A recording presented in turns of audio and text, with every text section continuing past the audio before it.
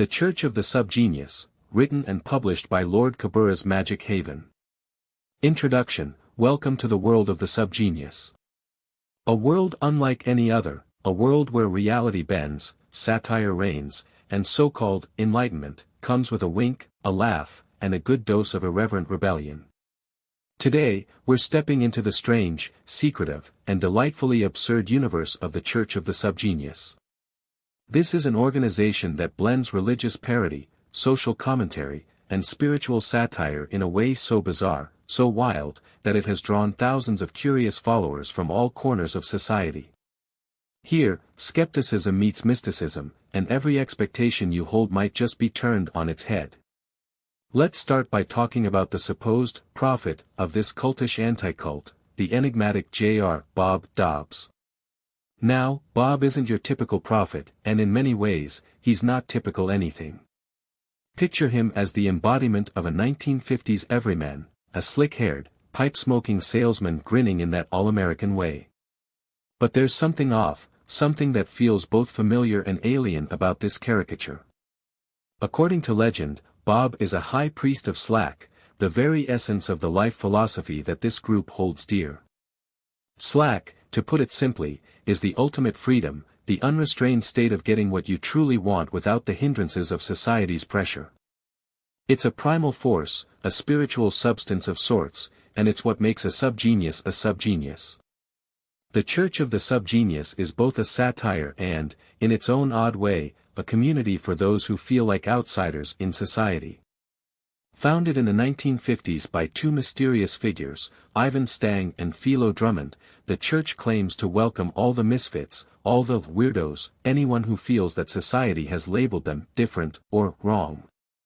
They even say they're battling against what they call the conspiracy, a force they describe as society's push for conformity, obedience, and mediocrity. In other words, the conspiracy wants you to play by the rules, work the 9 to 5, and live a life stripped of true individuality and joy. For the SubGenius, rebelling against the conspiracy is a holy cause, and they do it by refusing to take anything, including themselves, too seriously. But how did all this begin? How did a tongue-in-cheek, rebellious take on organized religion, disguised as a joke cult, attract a real following and inspire generations of free thinkers? For that, we have to go back to the roots of the church. In its early days, Stang and Drummond were young men, disillusioned by the strict norms of post-war America. They saw people working themselves to the bone for a version of success that left them feeling hollow and exhausted. They looked at the world, saw a nation sleepwalking through life, and decided that the only response was to create something that could wake people up in the most outrageous way possible. That's where Bob comes in. Bob became a kind of modern trickster, a divine jester pulling the strings of absurdity to bring about real, meaningful change.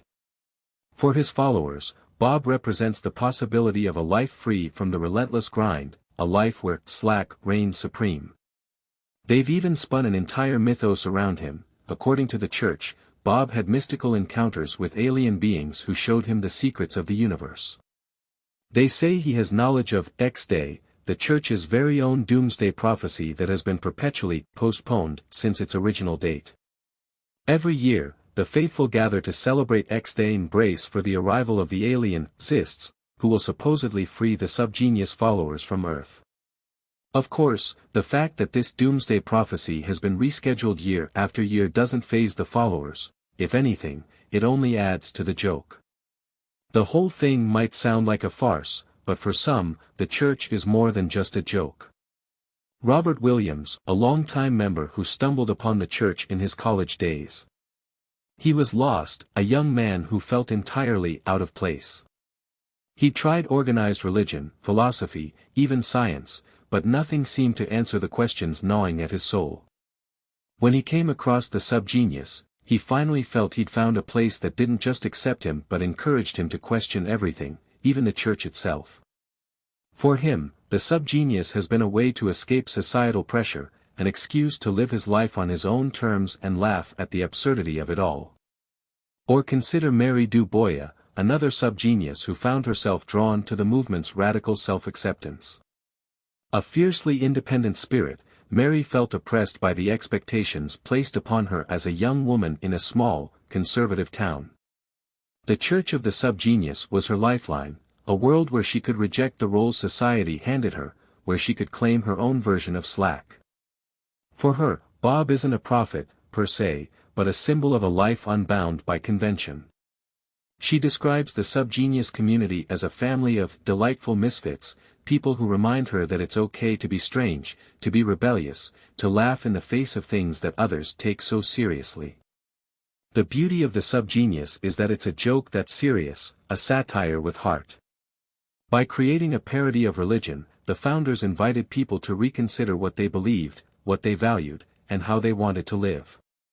They may say that slack is just a funny word for something as profound as freedom or fulfillment, but to them, that word holds power. It represents liberation, a middle finger to the expectations that weigh people down. They've taken the sacred and turned it upside down, not to mock belief but to mock how people cling to beliefs without truly questioning them. As we journey through this book, we'll uncover the strange teachings, the rituals, and the philosophies that make the Church of the SubGenius a one-of-a-kind movement. We'll meet members who found meaning in the absurd, people who've chosen to live outside the norm, embracing lives of radical authenticity under the patronage of Bob. And through their stories, we'll come to understand how even a joke religion can inspire real transformation and offer a path to enlightenment that's unlike any other. Chapter 1: Origins of the Church of the SubGenius.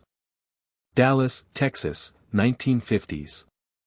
A world steeped in post-war optimism, budding consumerism, and the endless promise of the American dream. Everyone's tuned in, watching the same TV programs, buying the same products, aiming for identical lives in cookie-cutter suburbs.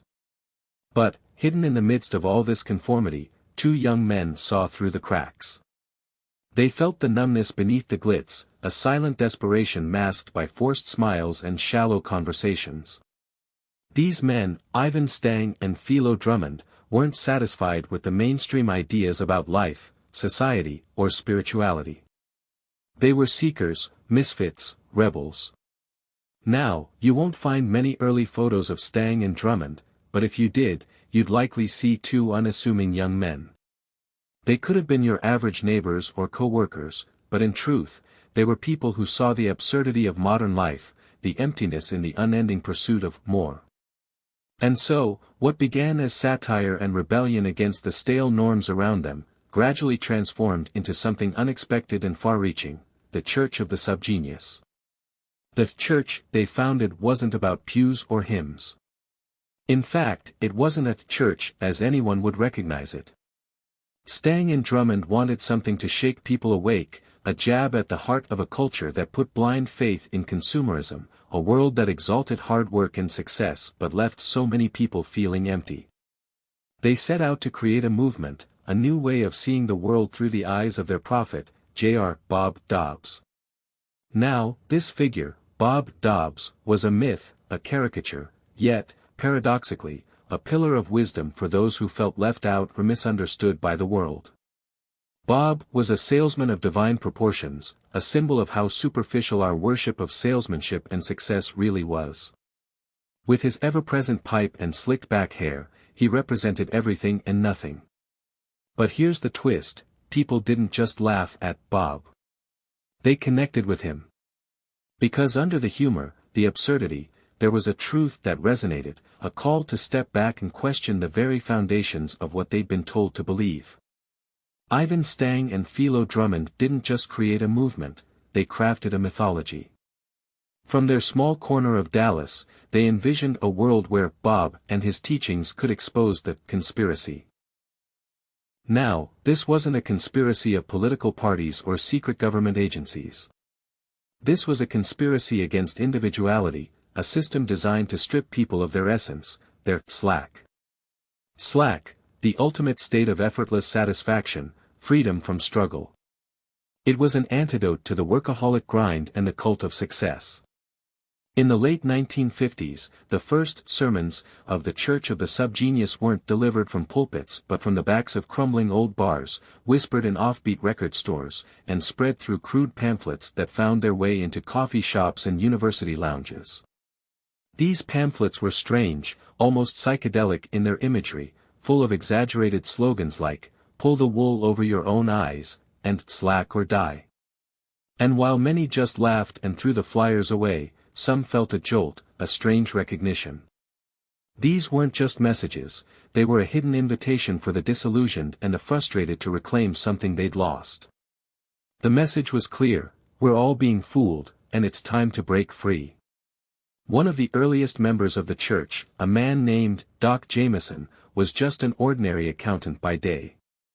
But he couldn't shake the feeling that he was just a cog in a machine, endlessly repeating the same tasks for an invisible force that fed off his energy.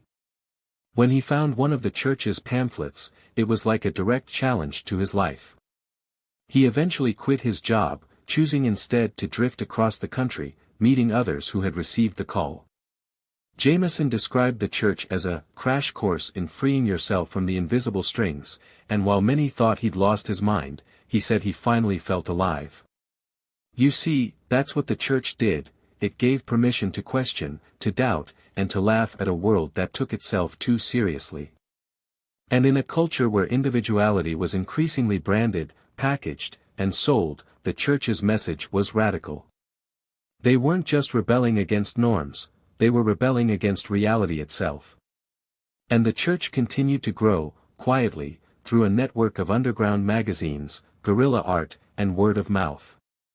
People began seeing symbols of Bob graffitied in alleyways or scrawled on bathroom walls, silent reminders to stay awake, to not fall prey to the conspiracy. Followers weren't just laughing at the absurdity of life, they were embracing it. The SubGenius iconography, a mix of 1950s nostalgia and surrealist art, spread like wildfire in the counterculture scenes of the 60s and 70s, from small-town coffee shops to urban art scenes. People were drawn to the defiant idea that they could choose a new path, a path that didn't involve the hollow pursuit of wealth or status. In the years that followed, Stang and Drummond's Church of the SubGenius continued to weave its influence into the fabric of counterculture. They had no headquarters, no ordained ministers. Just a loose network of individuals, each embracing the idea of slack in their own way. Some traveled to spread the message, while others simply kept a photo of Bob on their wall as a reminder. Over time, the church became less about two men in Dallas and more about the thousands of people who found something they didn't even know they were looking for: a reason to laugh, a reason to question, and, most of all, a reason to believe that maybe, just maybe, there was more to life than what they'd been told. Chapter 2: The Mythos of Bob and the Quest for Slack. Who is J.R. Bob Dobbs? J.R. Bob Dobbs, with his ever-present grin and that smoldering pipe, looks like a mix between a door-to-door salesman and a TV dad from the 50s. But that's no coincidence. Bob was crafted to embody everything about the average man, the regular guy we're all told we should admire and want to become. He's that salesman with a smile that's a little too perfect, the one who promises that everything can be yours if you just work a little harder and buy a little more. But here's where it gets interesting: Bob isn't really a man. He's an idea, a persona, a satirical figure created by the founders of the Church of the SubGenius, who wanted to build an entirely new type of philosophy around him. The church was born out of rebellion and out of frustration, and Bob was its unlikely prophet. Stories say that Ivan Stang, one of the co-founders, encountered Bob as if by a stroke of divine revelation.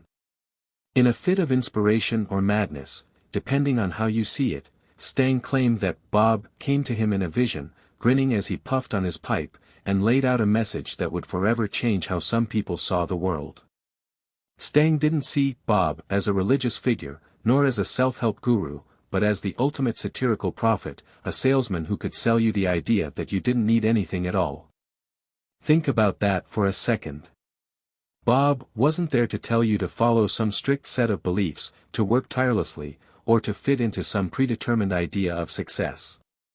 No, he was here to show the absurdity of it all, to sell you freedom by showing how we're all just trying to escape a game that doesn't even make sense. The mystery of Bob Dobbs grew, not because of any magical powers or grand revelations, but because he held a mirror up to society and told people it was okay to see through the nonsense. And that brings us to Slack. What exactly is Slack? People have tried to define it for years, but the truth is, Slack is hard to put into words. It's more of a feeling, a state of mind. At its core, Slack is freedom, liberation from the endless demands of society. It's the idea that real happiness, real peace, comes from doing what feels natural and right for you, not what everyone else says you should be doing. For members of the Church of the SubGenius, Slack is the ultimate pursuit, something that can't be bought or sold, but something everyone craves. Slack means breaking free from the rat race, from the pressure to achieve and succeed in a way that's prescripted by society. Slack is the opposite of struggle. While the world tells us that we have to work harder, fight for what we want, and never stop striving, the Church teaches that real freedom comes from letting go of that constant battle. It's about tuning out the voices that tell you you're not good enough, that you need to do more, be more, buy more. Slack is about finding the quiet voice within that says you're fine just as you are. It's about laughing at the ridiculous rules that society throws at us and realizing you don't have to follow them. Imagine the stories of those who've embraced Slack throughout the years, those who left high-paying jobs to live simply, the people who've traveled the world with nothing but a backpack, and those who found happiness in unexpected places, doing things that brought them joy rather than approval.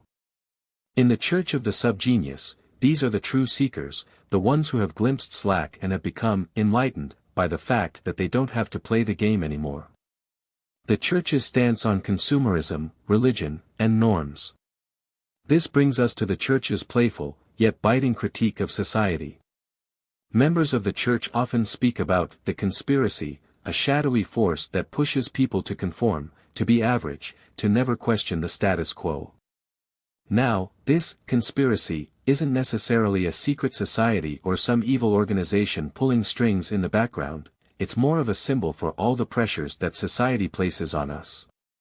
Consumerism, organized religion, corporate culture, they all contribute to this conspiracy to keep people distracted, striving for things that ultimately don't matter. Through the lens of Bob and Slack, the Church pokes fun at consumerism, pointing out how the world is constantly selling us things we don't need, promising that we'll be happier or more fulfilled if we just buy one more product, follow one more trend. But the Church's message is that true satisfaction doesn't come from things, it comes from stepping away from that constant need for more. Religion, too, is a target of the Church's satirical message, not because it's inherently bad, but because it often falls into the same trap as consumerism. Too many people feel pressured to follow doctrines and practices without questioning them, to accept beliefs without truly understanding them. The Church of the SubGenius offers a parody of this mindset, creating a religion that openly mocks the idea of blind obedience and rigid rules. In a way, the Church of the SubGenius isn't against faith itself, it's against the idea of forced belief, against following anything that doesn't resonate with your own sense of truth and freedom. Lastly, societal norms are turned on their head by the Church. In a world that says we need to work, earn, and compete, the Church of the SubGenius suggests we do the opposite. It challenges us to think for ourselves, to question why we're doing the things we do, and to find our own path to fulfillment. The Church encourages people to step off the treadmill of expectations and create a life where they can be their most authentic selves, free from judgment and outside pressures. For many, the Church of the SubGenius is a strange and confusing organization, full of irony and contradictions. But for those who've looked deeper, who've listened to the teachings of Bob and found the essence of Slack, it's a path to true liberation, a way to laugh at the absurdity of life and live without the chains of societal expectations. Chapter 3, Parody as Prayer, Belief and Skepticism. In this organization, humor is not just a way to pass the time, but a weapon, a tool to expose the hidden truths that most people are too afraid to acknowledge. Welcome to the Church of the SubGenius, where the sacred and the absurd meet, and where parody becomes the highest form of worship. Now, let's be honest for a moment. We all know the world can be a strange place. People follow religions, worship deities, and cling to traditions that have been passed down through generations. But what if everything we thought we knew about faith, about authority, and about what it means to be right, was just a big joke? What if the greatest spiritual truth was hidden in the one place we least expected it, inside a laugh, inside a parody? That's exactly what the Church of the SubGenius challenges. It's not about rejecting religion or spirituality, but about turning it all on its head, daring to laugh at the sacred, at the structures that control us, and at the powerful figures who claim to know the way. And here's the wild part, it actually works. The SubGenius movement used humor and surrealism as the perfect weapon against the social norms of the time. Think about it, when you look at the world's biggest religions, what do you see? They're built on serious rituals, sacred texts, and leaders who claim to hold the keys to eternal truths. But beneath the surface, isn't there something a little absurd about it all? The Church of the SubGenius saw this and decided to take it all on. It wasn't just about making fun of religion for the sake of being funny. It was about pointing out that the very structures that were meant to uplift and guide humanity were, in some cases, just as ridiculous and flawed as the people who blindly followed them. The Church of the SubGenius flipped everything upside down, turning the sacred into something laughable, and at the same time, making people think deeply about their own beliefs. To understand this, let's take a closer look at how this works. Most religions or spiritual movements build their core beliefs on what is sacred, but the SubGenius approach was different. They didn't create new dogma or rituals to follow. Instead, they used humor as a form of rebellion. By mocking the very things that others took seriously, they offered a mirror to society's hypocrisy, its obsession with control, and its desperate need for unquestioned authority. It might sound like this order is all about mocking everything, but that's only part of the story. Beneath the surface of the jokes and absurdity lies a genuine spiritual quest, one that's grounded in the pursuit of slack. By poking fun at organized religions and the authorities that often uphold them, this organization shows its followers that there is another way to approach spirituality. It's not about obedience, sacrifice, or devotion to some unreachable God. Instead, it's about understanding that the power of the universe is in your hands, that the divine is not distant, but everywhere, even in the most absurd moments of life. Think about other religious figures throughout history. Take, for example, the ancient Greek philosophers like Socrates, who made a career of questioning everything, including the gods themselves. They weren't interested in worshipping in the traditional sense, they were after wisdom, truth, and an understanding of the world. The Church of the SubGenius takes a similar stance. They question everything, even their own existence, because they know that only by dismantling everything we hold sacred can we see the truth in a new light. This is what makes the Church of the SubGenius so fascinating. It's a place where belief and skepticism coexist in a way that feels both rebellious and liberating. There's no need to blindly follow or adhere to traditional teachings. Instead, you're encouraged to question everything, even your own beliefs. The Church's humor becomes a tool for both deconstructing the world around you and for building something new, a worldview based not on dogma, but on the ability to laugh at the absurdity of it all. The SubGenius philosophy says, why not both? Why can't you take your spirituality seriously while also laughing at the same time? Why can't reverence and satire coexist?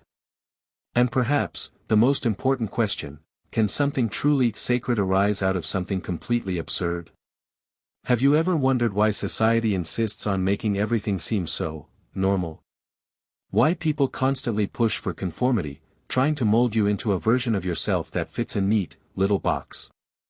It's almost as if there's a massive, invisible force behind it all, forcing everyone to fall in line and accept the same rules, beliefs, and standards. Well, welcome to the world of the Church of the SubGenius, where normal is the enemy, and conformity is nothing but a tool of oppression. The Church's doctrine is filled with eccentric saints who stand for the rejection of normality in all its forms. These saints, both real and imagined, serve as symbolic figures, offering an escape route from the clutches of societal control. They embody the spirit of rebellion and self-empowerment, and their very existence is a direct challenge to the mainstream. In traditional religions, the savior is often someone who helps humanity by offering salvation from sin, death, or suffering. In the Church of the SubGenius, the saviors aren't here to cleanse you of your moral failings. Oh no. They're here to save you from something far more sinister, the pressure to conform. And the biggest enemy of all is the idea of normalcy. Normalcy, as defined by the Church, is the silent force that tells you to follow the herd, to be like everyone else, and to suppress what makes you different. It's the voice that says, don't stand out, don't challenge the system, don't question the status quo. This, organization argues, is the true sin, the willingness to fit in and give in to a world that is anything but natural. The Church's saviors, led by Dobbs, offer a very different kind of salvation. They don't care about your sins. What they care about is whether or not you're truly living, whether you're embracing your individuality and rejecting the trap of societal expectations. Forget about salvation through humility. In the SubGenius world, salvation comes from embracing your absurdity, from rejecting the conventional and carving your own path. Now, let's talk about the real conspiracy, the one you don't hear about in the mainstream media or see in history books. The Conspiracy of Normalcy is a carefully orchestrated plot that has been in place for centuries, keeping society in check, making sure that everyone stays within the lines and doesn't wander off the beaten path. The forces behind this conspiracy are invisible, silent, and far-reaching, ensuring that every individual conforms to a standard set by society. It's no accident that we're all taught to follow the same rules, to work the same 9 to 5 jobs, to worship the same gods, and to believe in the same narratives about life and death.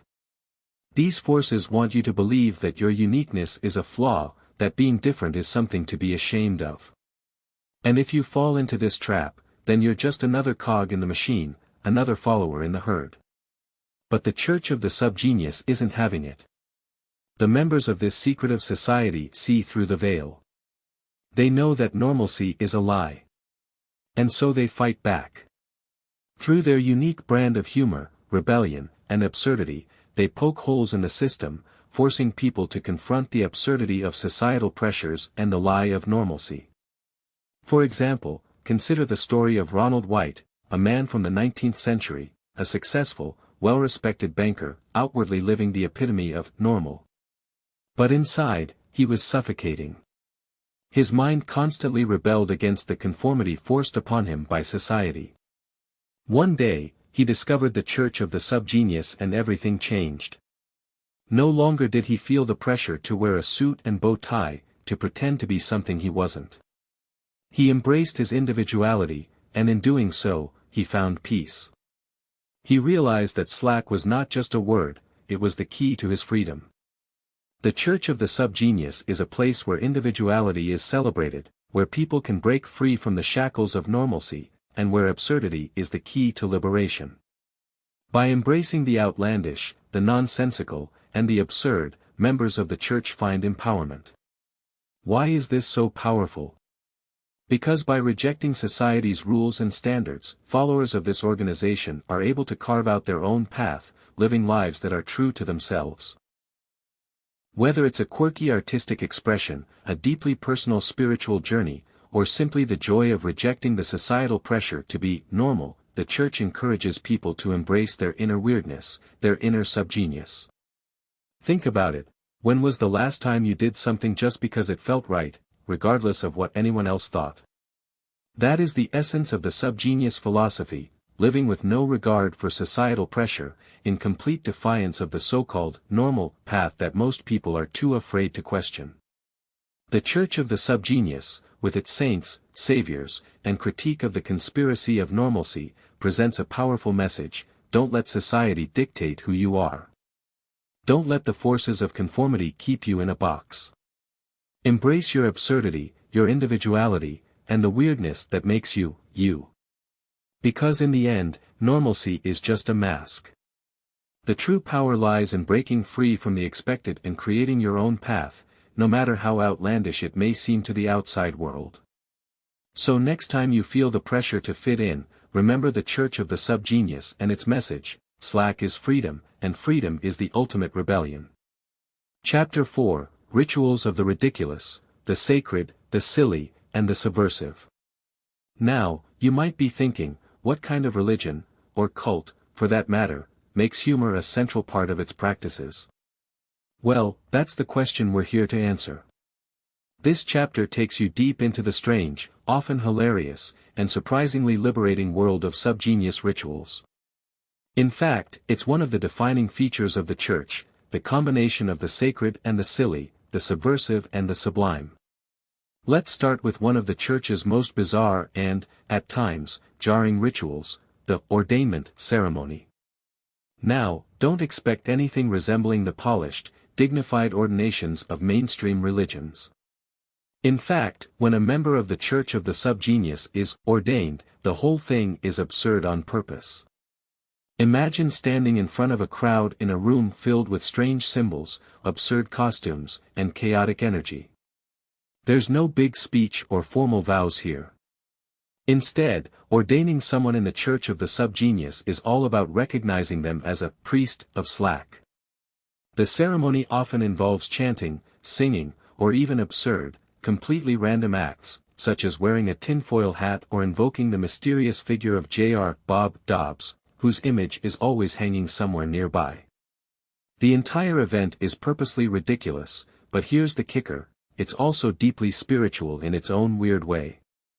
The Church doesn't need traditional rituals to bless someone. Instead, it creates a kind of freedom that allows them to feel liberated, as if they've just stepped out of a cage of societal rules.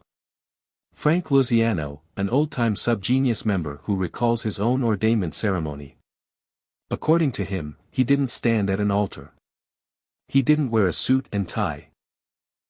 Instead, he said he found himself wearing a brightly colored tutu and holding a rubber chicken, while another member recited a passage from the sacred Book of the SubGenius, in a deadpan voice. He wasn't sure whether to laugh, cry, or question his sanity, but by the end of it, he says he felt freer than he'd ever been in his life. That's the power of this ceremony. It's all about breaking free from normal, breaking free from the seriousness that weighs people down. The annual X-Day gathering, a celebration of the absurd. Every year, the Church hosts its infamous X-Day gathering. What's X-Day, you ask? Well, according to the Church's teachings, it's the day when extraterrestrial beings, the space gods, or the flying saucer people, will come to Earth and take the chosen few away. It's the ultimate expression of their belief in absurdism, an end-of-the-world prophecy that's never meant to come true. But that's the whole point. You see, X-Day is as much about celebrating the idea of the apocalypse as it is about laughing at the absurdity of it all. The Church's annual X-Day is held at a remote location, far from the chaos of everyday life, and filled with bizarre rituals, wild costumes, and tons of laughter. The belief is simple: you come for the chaos, and leave with slack. What makes this gathering even more surreal is that the Church doesn't exactly expect the end of the world to happen. It's just a joke that lets people let go of their everyday troubles, shake off the stress, and embrace the insanity of it all. Megan Hill, a woman who'd been coming to X-Day for over 10 years. She recalls the time when a massive storm hit during the celebration. Everyone ran for cover, but instead of panicking, they started chanting the SubGenius mantra, "Praise Bob." They laughed, danced, and acted like the storm was part of the ritual, which, in a way, it was. Megan says the whole experience was so absurd, she couldn't help but feel like she was part of something much bigger than herself. To her, X-Day wasn't about waiting for an alien invasion, it was about breaking free from the norms and finding community in the most ridiculous of places. At the heart of SubGenius rituals lies an idea that's as simple as it is revolutionary: humor is spiritual liberation. You see, the Church isn't about traditional dogma or rules, it's about rejecting the seriousness of the world and embracing the absurdity of life. What better way to do that than through rituals that make you laugh, that make you question the very foundation of your beliefs, and that help you see the world from an entirely different perspective. In the SubGenius world, humor isn't just entertainment, it's an act of defiance. It's a rebellion against the rules, a protest against the idea that life has to be rigid and full of constraints. Through their rituals, members learn that they don't have to take life so seriously. They don't have to play by society's rules. They don't have to follow a script that was written for them. Instead, they're encouraged to embrace the chaos, to laugh at the absurd, and in doing so, to find freedom in the ridiculous. The church's rituals, whether it's the ordainment ceremony, the X-Day gathering, or the countless other bizarre acts they engage in, all revolve around the idea that life is meant to be a joke, one you can laugh at, play with, and shape into whatever form you want. It's this constant freedom from the serious that keeps the SubGenius members coming back, year after year, for more. Chapter 5, The X-Day Prophecy and the End of the World, or Not. The world is supposed to end. Not next year, not in a century, but today. And not in some far-off cosmic battle or apocalyptic firestorm, but through a bizarre event that's supposed to mark the end of everything as we know it. This is the heart of the X-Day prophecy, a central ritual in the Church of the SubGenius, and it's one that, for decades now, has been reenacted year after year, with no end in sight. It all started in 1998, a day that was supposed to be the end of the world. For the Church of the SubGenius, X-Day wasn't just a prediction, it was a full-on event. On this day, they believed the aliens from Planet X would descend from the skies and take away all the chosen followers of J.R. Bob Dobbs, leaving behind a chaotic world to collapse. It was supposed to be the culmination of everything, the ultimate cosmic reset.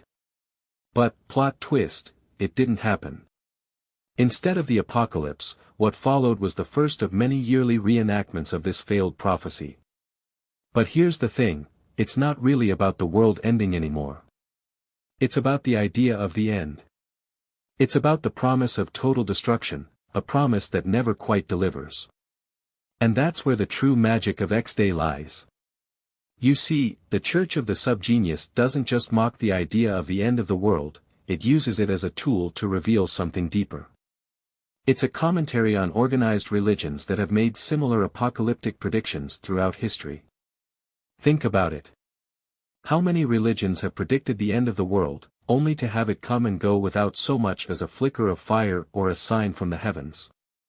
From the Mayan calendar predicting the end in 2012 to the many rapture predictions by Christian preachers, the world has faced supposed ends that never came. The Church of the SubGenius taps into that same idea, but with a twist. They're saying, hey, the end might come, but it's probably not going to look like anything we expect, and we'll be right here, still laughing at it. This failed prophecy isn't a failure at all. It's a celebration of chaos, of disruption, and of not taking life too seriously. It's a mockery of the fear-based ideologies that keep people on edge, waiting for a savior or a cataclysmic event that will set things right. But in truth, no event ever comes. The Church of the SubGenius offers a different path. Instead of waiting for a doomsday scenario, they embrace the absurdity of it all. They recognize that the world might end, but if it does, it won't be in a way anyone expects, and that's something worth celebrating. This is what makes X-Day so fascinating. The Church doesn't expect anything to happen, but they still gather every year to reenact it. There's no finality, no closure, just a continuous cycle of waiting, hoping, and laughing in the face of it all. They've taken the concept of the apocalypse, something that has terrified people for centuries, and turned it into a joke. And in doing so, they've created a space where believers can come together, laugh at the absurdity of it all, and for a brief moment, feel a sense of unity in their shared non-belief in the traditional end-of-the-world narrative. But X-Day isn't just about mockery. It's about community. The members of the Church use the failed prophecy as a way to bond. They come together every year for the ritual, to dress in their oddball best, to drink, to laugh, to share stories, and to forget, if only for a moment, that the world is anything but perfect. It's a parody of the serious, doomsday cults out there that actually believe in the end of the world, but it's also a reminder that life is absurd, and it's worth living to the fullest, no matter what happens, or doesn't happen. To get a sense of what X-Day truly means to the followers of the Church of the SubGenius, let's take a step back and hear directly from some of the members. After all, the Church has become a global phenomenon, drawing in individuals from all walks of life. So what does X-Day represent to them? One longtime member, who goes by the name Reverend Stangius, shared his thoughts. X-Day is not about the world ending. That's just the excuse. It's about celebrating the idea that we don't know what's coming next. That's what makes it exciting. The world might end tomorrow, or it might keep going for another 100 years. Either way, we're going to be here, laughing our asses off. Another follower, Deacon Dippy, reflected on the more personal side of the experience. Every year, I look forward to X-Day. It's a tradition for us. A time to come together with people who understand that the world is full of nonsense, and that's okay. The world might end, or we might just have another year of chaos. Either way, we've got each other, and that's what matters. For many, X-Day offers something that traditional religions don't. While other groups might tell you to prepare for the end of the world by being good or following strict rules, the Church of the SubGenius says, forget about all that. Just find your slack, embrace the chaos, and enjoy the ride. So, why does X-Day matter, even if it's just a big, failed joke every year? Because it taps into something fundamental about human nature, our fear of the unknown, our desire for certainty, and our collective anxiety about the future. X-Day takes all that fear and turns it upside down. Instead of clinging to the idea that something catastrophic must happen to make things right, the Church asks us to embrace the uncertainty and laugh at it. Because the end might not come in the way we expect, and it might never come at all. But in the meantime, we've got slack, and that's the only thing that truly matters. In a world dominated by technology, you might think that the Church of the SubGenius wouldn't resonate with tech workers, those coders and programmers, often seen as the architects of our digital future. But you'd be wrong. The same people who build the world's most advanced apps, the ones that dominate the tech scene, are also the ones who find refuge in the philosophies of the SubGenius. Charlie Pitt, a software engineer who had just landed a high-paying job at one of the world's biggest tech companies. To the outside world, he had everything, a nice apartment, a great career, the respect of his peers. But something wasn't right. The endless cycle of meetings, deadlines, and corporate jargon made him feel like a cog in a machine. He would go to work, do his job, and go home, only to do it all again the next day. No meaning. No joy. Just a series of transactions that led nowhere. One evening, while scanning the web for something, anything to distract himself, he said he came across a meme about Slack. Intrigued by the odd term, he followed the trail and soon found himself deep in the Church of the SubGenius doctrine. Here, he said he discovered a simple, yet profound idea: reject the system, embrace your weirdness, and most importantly, find joy in doing absolutely nothing if that's what feels right. This wasn't the mainstream spirituality or philosophy that everyone around him had been pushing. This was something raw, something that tapped into the very real feelings of alienation he had been suppressing for years. The Church spoke to him in ways no company memo or motivational speaker ever could. Charlie wasn't the only one. The Church attracts people from all walks of life, but especially those who've been ground down by the digital age's obsession with productivity. In many ways, the SubGenius movement provides a kind of mental escape from the suffocating expectations of the modern world. Mia, a 29-year-old artist from New York, said she had always felt like an outsider. Her friends were either obsessed with their careers or caught up in the latest trends. But she wasn't interested in fitting into any of that. She wanted to make art, yes, but she also wanted to challenge the very systems that tried to define what art should be. She was tired of people telling her what she should do with her life, and that's when she discovered the SubGenius Church. Through the chaotic, rebellious lens of the SubGenius teachings, she said she found her artistic voice. The idea of slack resonated deeply with her, allowing her to cast off the pressures of success and instead focus on creating art that was truly hers, free from judgment, free from the need for validation. The church gave her the strength to embrace her inner rebel and pursue the path of self-expression, not for fame or fortune, but simply for the joy of doing something real. One of the most powerful things about the Church of the SubGenius is the sense of community it fosters. This organization isn't just a group of people who sit around rejecting society's norms, it's a family of like-minded individuals who come together to laugh at the absurdity of it all. Whether it's through the church's bizarre rituals, its underground publications, or its annual gatherings, there's a sense of belonging for those who feel like they've never truly belonged anywhere else. And if you're looking for a community that doesn't judge you for thinking differently, you might just find your place in the Church of the SubGenius, where the only thing that matters is embracing your weirdness and finding your own path to freedom. In the end, whether you see it as a joke, a philosophy, or an existential rebellion, this organization has found its place in the world, in the chaotic, fast-paced, meme-fueled, internet culture we now inhabit. So, take a moment and think about this. If you could take slack and apply it to the modern world, how would your life change? What absurd truths might you uncover in the most unexpected corners of the web? You see, the Church of the SubGenius is still alive and kicking, and in the digital age, it's only just begun. So, our fellow slackers, this is your invitation. You don't have to live by anyone else's rules. Create your own. Whether you're embracing the Church of the SubGenius or simply taking a moment to sit in the stillness and laugh at the absurdity of life, make it yours. And as you do, remember, the world's biggest joke is that we're all trying so hard to fit in when the true path to peace is found in embracing the mess. Subscribe, like, and share this message with others who might need a little more slack in their lives. It's time to step off the hamster wheel, let go of the expectations, and find your own way. The truth? It's out there, waiting for you to laugh and embrace it. Thank you.